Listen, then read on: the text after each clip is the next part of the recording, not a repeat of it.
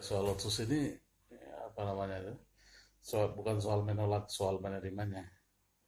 Ya, tapi menurut saya itu soal apa itu?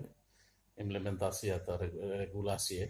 Regulasi anggaran otsus yang harus dirubah sesuai dengan pikiran akar rumput. Nah, karena anggaran otsus ini salah satu poin yang masyarakat menganggap bahwa ini dananya mereka.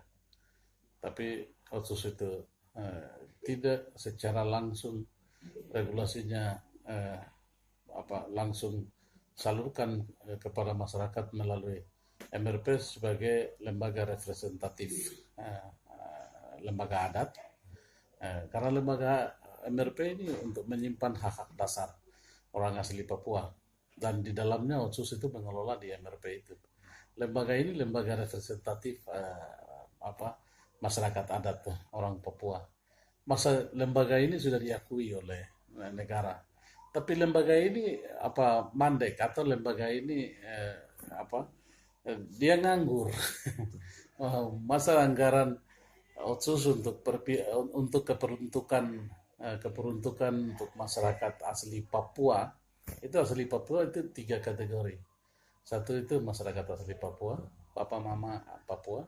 Yang kedua itu Bapak orang Papua, Mama di luar. Yang ketiga itu Bapak di luar, Mama orang Papua. Tiga kategori ini itu sebenarnya sedikit. Kalau sedikit hanya itu 17 juta atau 1 bulan atau 20 juta saja itu sebenarnya masih ada lebih. Kenapa tidak dihitungkan memberikan subsidi hidup 50% bagi orang asli Papua? Itu aneh sekali itu. Itu aneh. Karena pikiran masyarakat sampai hari ini bahwa mereka sedang mencuri uangnya masyarakat yang minta sama presiden. Ini hanya polos pikiran mereka yang saya berbicara. Uang masyarakat yang pernah urus kepada presiden dan presiden kasih, tapi yang sekarang itu dipakai oleh pemerintah begitu. Kalau masyarakat yang gugat pemerintah juga bisa tentang uang otsus ini. Mereka bisa menang, mereka bisa dimenangkan itu. Jadi yang sekarang bukan lagi tebalkan TNI Polri non organik yang ada di tanah Papua ini tidak boleh. Yang seharusnya itu otsus itu regulasinya dirubah, kemudian diperhitung supaya mengangkat harga diri orang asli Papua itu. Mereka yang perlu dihormati, bukan dibunuh. Harus perlu dihormati. Dan ini memang nuraninya mereka yang benar-benar. Jadi saya berbicara di sini bukan saya tangkap masalah atau analisa pikiran masyarakat lalu saya hanya ngomong di sini, tapi saya memang benar-benar pikirannya dari masyarakat 20 tahun otsus berjalan yang tidak fungsikan secara baik sehingga masyarakat merasa bahwa kami tidak diperhatikan walaupun otsus itu yang kami perjuangkan. Jadi sekarang itu penting sekali adalah regulasi otsus harus dirubah, kemudian harus diperhitungkan 50%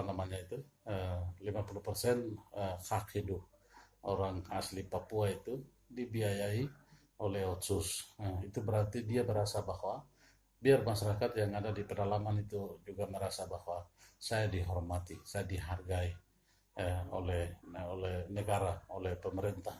Itu pasti nilai itu akan muncul dengan sendirinya karena dia dianggap bahwa dia terangkat harkatnya dengan memberikan hak hidup 50% subsidi ini. Itu berdasarkan dengan keadilan sosial bagi seluruh rakyat Indonesia. Karena itu harus fungsikan, manfaatkan dengan Pancasila yang kelima ini. Poin yang kelima ini keadilan sosial bagi seluruh rakyat Indonesia. Kemudian yang berikut itu Soekarno berbicara bahwa berpihakan kepada masyarakat itu hukum dari semua hukum, satu hukum yang paling tertinggi adalah berpihakan kepada masyarakat. Baru negara lihat masyarakat Papua yang seharusnya mereka yang sejahtera karena daerahnya punya freeport, kemudian dari hasil freeport Amerika besar di sana dengan gunung batu yang naik jadi gunung, lalu dia sendiri jadi miskin. Ini bagaimana? Karena ini juga harus perlu menjawab untuk mereka. Karena itu Amerika dibuat untuk terhadap orang Papua asli dengan hak kekayaan mereka itu diambil oleh negara ini. Berarti kan Indonesia dirugikan juga.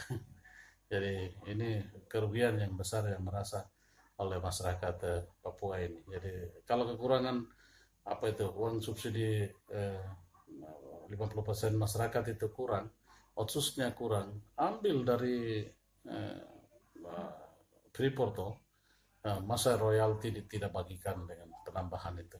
Jadi bagi jumlah penduduk yang ada dari 4 juta, dari 4 juta setengah lebih atau setengah kurang ini sebenarnya uang masih lebih daripada jumlah kakak yang ada. Jadi saya punya referensi pikiran saya tentang pro dan kontra otsus.